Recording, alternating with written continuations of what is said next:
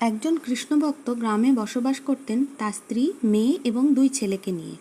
মেয়ের বিয়ে ঠিক করার পর তার কিছু টাকার দরকার ছিল। গ্রামেরই একজন শেঠজির কাছ থেকে কিছু টাকা তিনি ধার নেন। মেয়ের বিয়ে হয়ে যায়, ছেলেরা শহরে চাকরি পেয়ে যায়। টাকা একট্ঠা করে শেঠজিকে শোধ দিতে যান।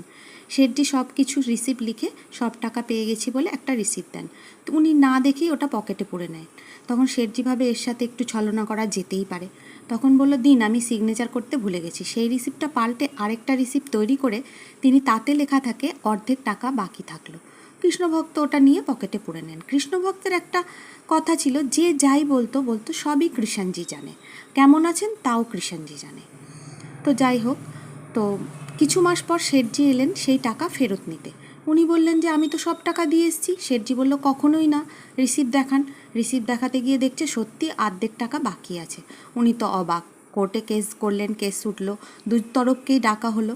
এবার ওনাকে জিজ্ঞাসা করছে, আপনি কৃষাণজিকে আপনি যখন ওখানে কৃষ্ণভক্তকে জিজ্ঞাসা করা হচ্ছে, আপনি যখন ওখানে টাকাটা দিচ্ছিলেন কেউ ছিল? উনি বলল, হ্যাঁ, কৃষাণজি সব জানে। বারবার একই কথা বলাতে গ্রামে কৃষাণজির খোঁজ করা হলো, কিন্তু কৃষাণজি নামে ওই গ্রামে কেউ ছিল না। পরের দিনকে আবার কোর্টে ডাকা হলো। জজ সাহেব বলল, কৃষাণজি হাজির হো বলে সঙ্গে সঙ্গে এক বৃদ্ধ ভদ্রলোক খোঁড়াতে খোঁড়াতে সেখানে এলেন। এসে বললেন, হ্যাঁ, আমি এই সব ঘটনার সাক্ষী। আমি জানি উনি সব টাকা দিয়ে দিয়েছিলেন। আর ওই শেঠজির 3 নম্বর আলমারির 22 নম্বর ফাইলে সব ওই রিসিপ্টটা সব লেখা আছে। সবাই গেল, ওটা খোঁজাখুঁজি করে বার করা হলো। দেখা গেল সত্যি টাকাটা দেওয়া হয়েছে এবং লেখা আছে। তারপর জজ সাহেব খোঁজ নিয়ে দেখলেন গ্রামের কোথাও কৃষাণজি নামে কেউ থাকতেন না।